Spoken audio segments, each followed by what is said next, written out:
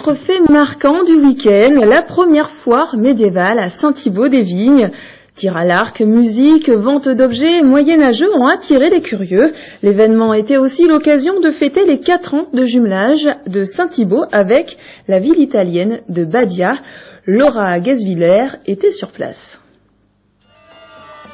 Samedi après-midi, Saint-Thibault-les-Vignes a fait un saut dans le temps. Retour au Moyen-Âge avec ses longues robes, ses bouffons et autres musiciens. Une dizaine de stands étaient installés pour le plus grand plaisir des visiteurs.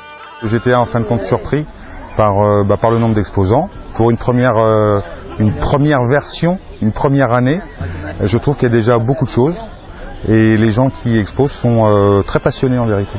Saint-Thibault a déjà la fête du village qui se passe à l'automne et c'est une animation supplémentaire pour les habitants. Puis par rapport à l'histoire du village, par rapport à l'histoire du pays, l'idée médiévale est quand même assez attrayante.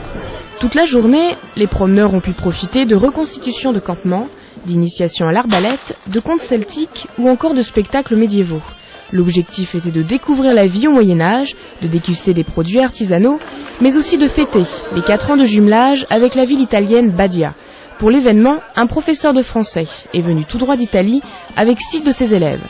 Ils nous ont invités ici pour montrer aux jeunes ce que ça signifie avoir des contacts, des jumelages avec des pays différents du nôtre dans l'Europe.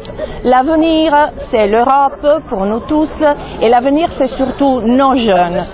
C'est la première fois qu'une foire médiévale est organisée à Saint-Thibault. Et pour le maire, c'était surtout l'occasion de s'amuser.